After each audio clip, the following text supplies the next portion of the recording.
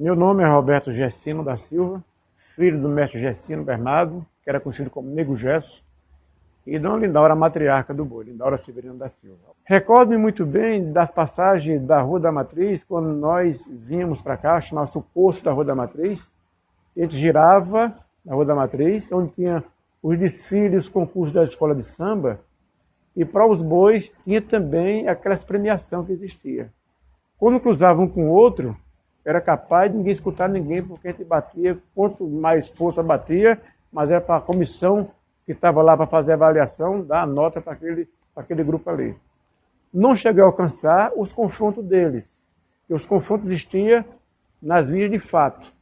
Quando se encontravam nas ruas, brigavam entre eles. Brigavam, e aquele que se quebrasse era o perdedor. Quem ficasse inteiro é que era o bom.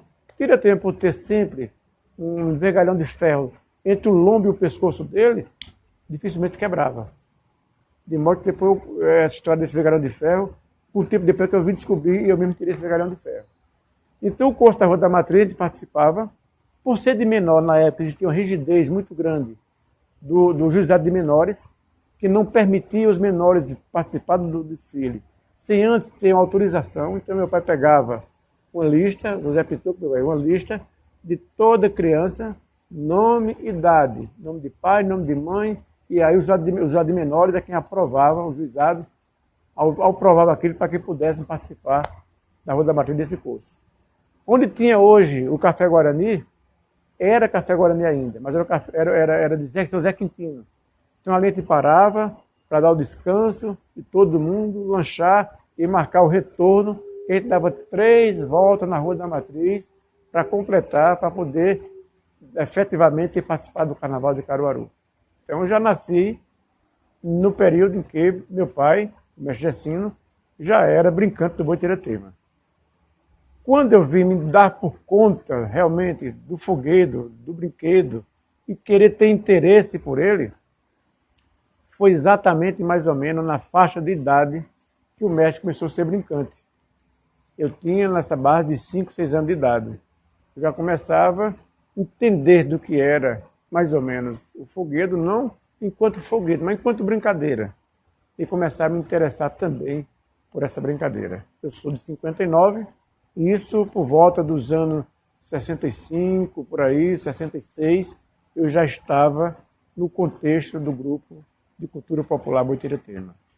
E por volta de 5, 6 anos de idade, eu comecei a me entender mais ou menos o que era o Boi Tiratema e ver mais de perto a história, a saída e a chegada dele, como acontecia. Automaticamente eu fazia parte desse contexto meu pai, minha mãe, meu avô, meus tios, os irmãos de meu pai, irmão de minha mãe, os primos dele, já faziam parte desse contexto, já brincavam nesse período. Inclusive meu avô era o cavalo marinho na época. E eu comecei vendo aquilo, meu pai na época era o Mateus, que é uma coisa que hoje esse legado vem com meus irmãos, que veio com o Pelé, hoje está com o Luiz, mas meu pai era o Mateus, e tinha Catirina, que esses 2 personagens sempre se interagiram muito com o boi. E eu não sei se o que acontecia comigo, quando eu via Mateus e Catirina em ação, eu procurava chorar muito. E eu não sei, na época, eu não entendia por que eu chorava tanto. Se era medo ou o que era. Mas o tempo passou, a gente vai se descobrindo. E era um pouco de ciúme.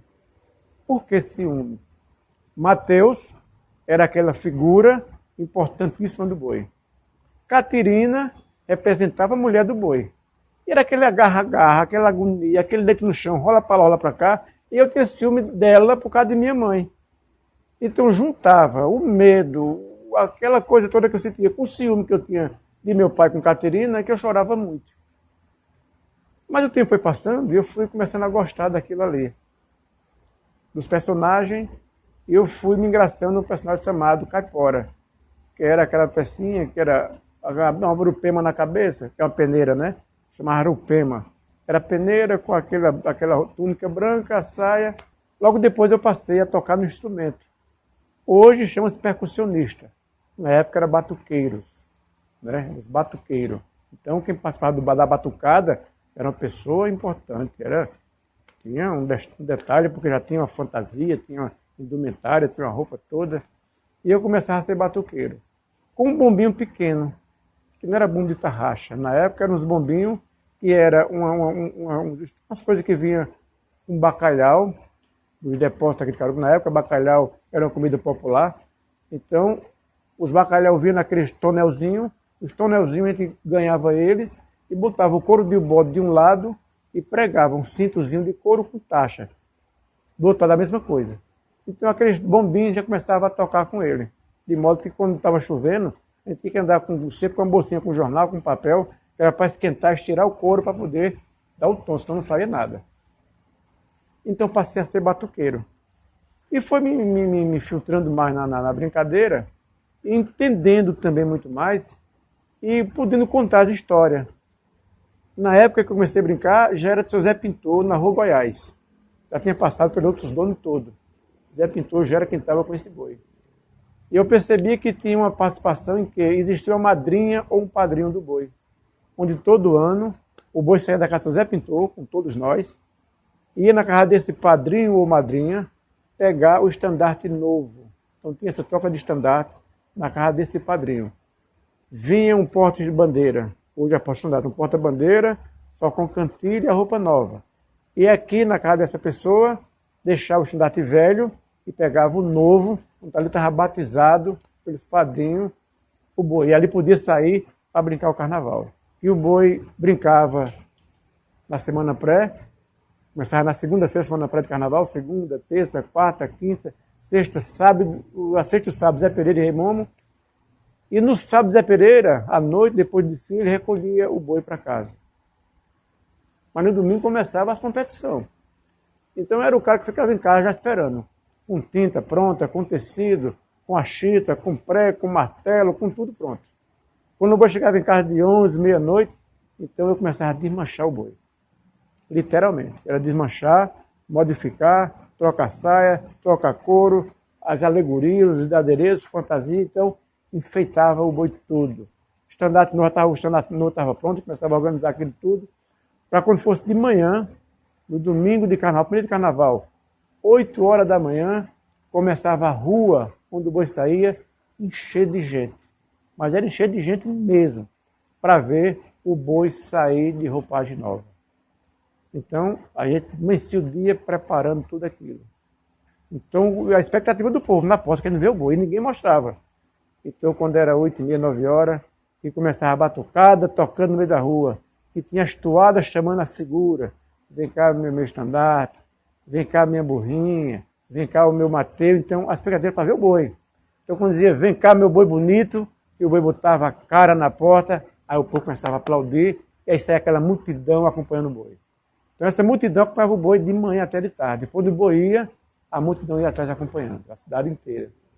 Às 6 horas voltava para casa, 5h30, 6 horas voltava para casa, tomava esse café, e às 7h30 da noite, a multidão voltava para a porta do boi de novo, para acompanhar no cortejo de desfile da Rua da Matriz. Então era o boi na frente e aquela multidão atrás. Quando tinha o cordão de isolamento na Rua da Matriz, que o povo não podia passar, era uma agonia, que eles viam tudo por fora, acompanhando por fora, até na frente encontrar com o boi novamente.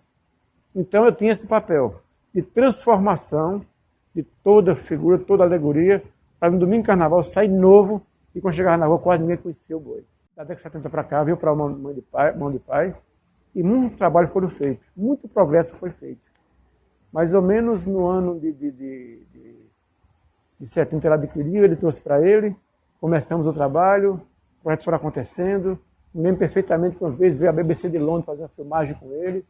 Nessa filmagem não tinha integrante na hora, que foi no dia de semana, mãe foi o cavalo marinho, né? Tinha as pastorinhas, e existiam as festazinhas de bairro, e hoje não tem mais. Tem a festa do comércio, hoje acabou também, mas tem a festa do comércio, festa do bairro do Guararapes, a festa da Rosa de Zé do Ney, e a festa lá de João Coveiro. Então, nessas festas, fazia o quê? Se fazia, dentro da festa, uma espécie de uma arena. Era um espaço onde o boi pudesse participar.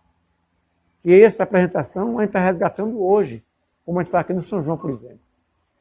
Ficava o boi com todos os elementos no cantinho escondido, a batucada em um canto, e o mestre chamando figura por figura, para o povo poder assistir aquilo. E depois dar um trocadinho para todo mundo. e a gente poder ter um trocadinho para voltar para casa e comer o pão doce com refresco. Foi passando o tempo, as festas foram acabando, o boi foi ficando resumido, só carnaval novamente. É que com o passar do tempo a gente veio voltando a interagir em carnaval, Semana Santa, São João, festa de padroeira, essas festas que tinha nas usinas, de Réveillon. Então fomos sendo chamados e fomos interagindo com esse povo e voltando na atividade novamente. Hoje tem muitos grupos de boi em Caruaru, graças a Deus. Todo ele, eu tive a preocupação de conversar com cada dono, e todo ele foram espelhados no Mestre Jacino, remanescente do Tira-Tema. Então tem muitos grupos, graças a Deus. Não tem só o nosso, porque na época era só Tira-Tema e Bandeira. Bandeira foi desativado, ficou Tira-Tema. Aí depois do Tira-Tema, o pessoal do Surubim, era tudo integrante nosso. Zeoleiro, Gessino, Vavá, todos eles eram integrantes nossos e montaram o Surubim, que hoje dão sequência há mais de 40 anos. Você tem ideia do tempo que o Tira-Tema tem. Foi fundado em 5 de outubro de 22, esse ano completou agora em 2018, 96 anos, 2022 completa seus 100 anos de existência. Então, seu mestre Jacino partiu para a eternidade em 2011, nos deixou. Dona Lindora partiu agora em 2017. Então, eu hoje, Roberto, dou sequência de trabalho junto com meus 7 irmãos, que da junção dos dois nasceram 22 filhos. Interessante. Eu fiz assim, foram 22 filhos, todos de parto normal, e em casa, em parteira, nenhum em hospital. Na época de nutrição, sofrimento, ciclo, então as crianças normalmente morriam cedo. Aí nasceu um casal de gêmeos, então desses ficaram 9 vivos. Dos 9, hoje restam 7 vivos. E desses tem uma geração de aproximadamente umas 90 pessoas. Só de netos, bisnetos, taranetos, deve existir lá na comunidade do boi em torno dos 80.